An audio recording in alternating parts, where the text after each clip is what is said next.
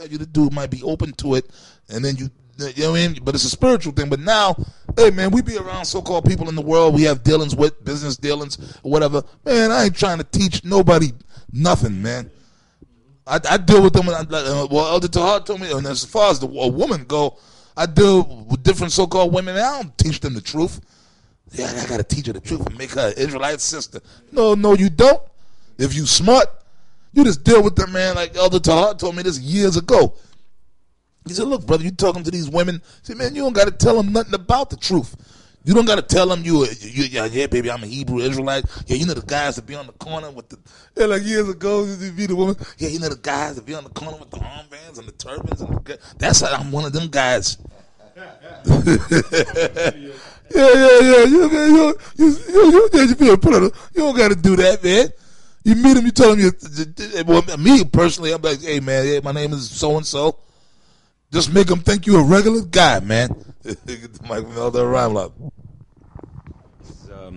This is Micah chapter 7 and verse 5. It says, trust ye not in a friend, put ye not confidence in a guide.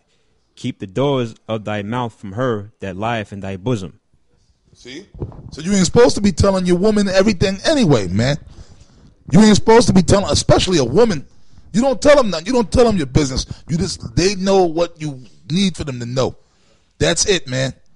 You don't even got to tell them what you do for a living, man. And you sure as I don't tell them how much money you got in your pocket. My name is Joe and I don't know. Yeah, my name is Joe and I don't know. And brothers, this is for the brothers. This is not for these gorilla-minded niggas out here like Baloo. Okay, I bet Baloo, man, his woman runs the house anyway, man. Well, a woman converted him. His aunt Bessie. Yeah, Aunt Bessie made Francis. Aunt, what's her name? Aunt, what's in the color purple? Aunt Suge Avery. Yeah. Okay?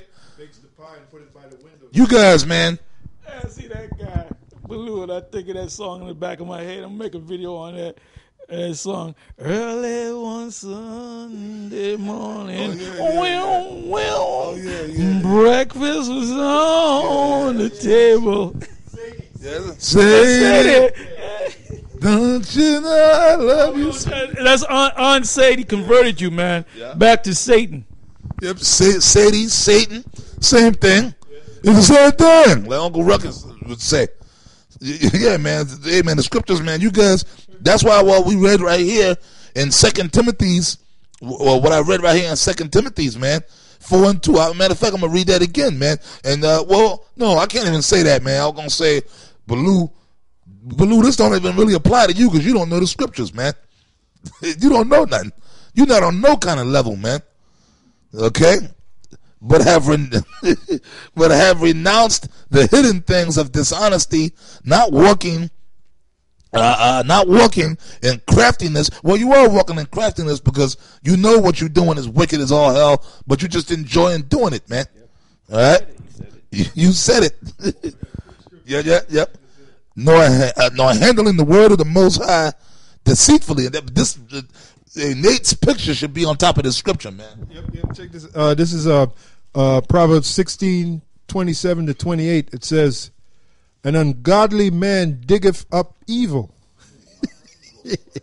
and and in his lips there is as a burning fire." Wow, that's Baloo. That's you, man. Your picture should be on that verse, Baloo. "A froward man soweth strife, and a whisperer," another term for whisperer is a gossiper, "and a whisperer separateth chief friends." And that's what you're trying to do. You're trying to sow discord among GMS. But it ain't going to work. It ain't going to work, man. Ooh, I got it. Oh, something going back to fear. Remember we talking about fear?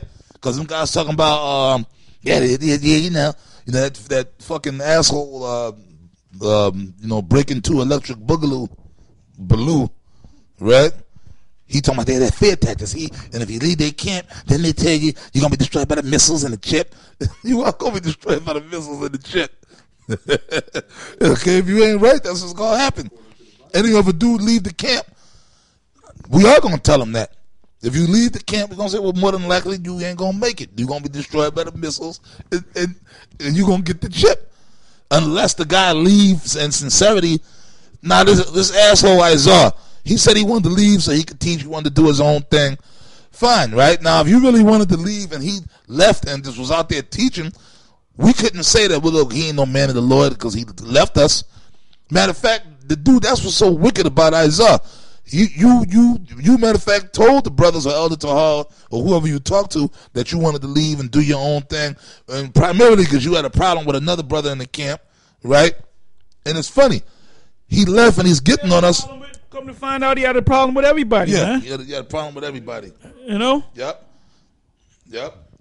And it's funny. You left because it was one particular brother that you had a beef with, and since you left, you haven't even spoken about him. You just getting on everybody else.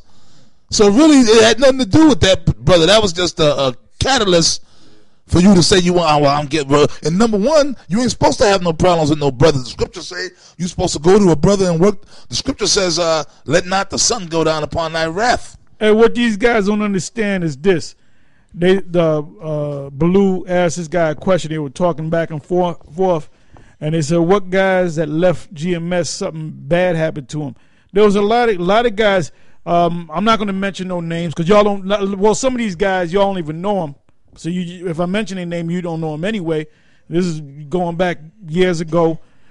One guy, Ephraimite, had basically got kicked out because he was completely out of order, you know. And but I told him when he was coming to the camp, because he didn't know whether he wanted to be with his wife or the Most High. Because certain times he wouldn't even show up to camp, and he thought I didn't notice that he wasn't there, right? Now, if you say, well, I had to do something, you know, can I be excused? Something I got to go out of town, family situation or whatever. He would kind of not show up.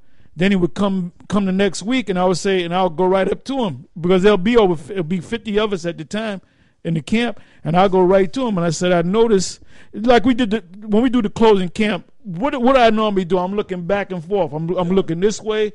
I'm talking, I'm looking this way. I'm in my mind, yo, what you call is not here. Somebody's missing. I keep looking. I said, so-and-so's not here. And what I do, I'll say, well, find out what happened. Did he call or whatever? I don't need to do no checklist. Joe, check. Bill, check. Bobby, check. George, check. Ricky, check. You know?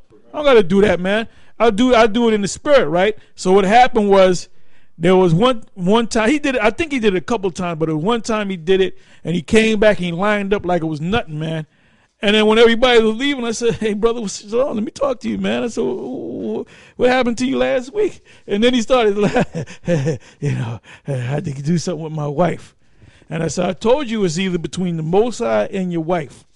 And you know what wound up happening?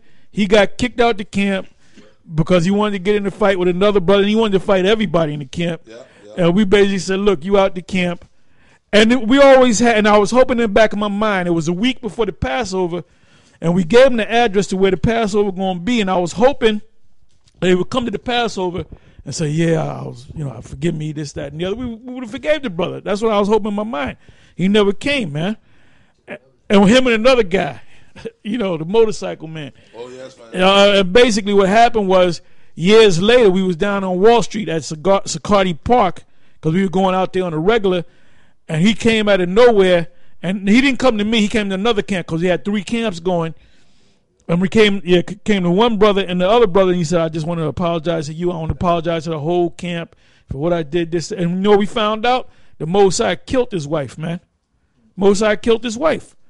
There's another situation where if I name his name, you don't know him anyway. That left the camp. His father left the camp. He left the camp. Well, he stayed after his father left, and he stayed for about a good couple years. Yeah, something like that. And then when all kind of turmoil started coming, we getting arrested and all it, fights are breaking out. He was like, man, I can't deal with this no more, and he basically went back into the world. Now the Most High didn't get, because the whole family was in the truth.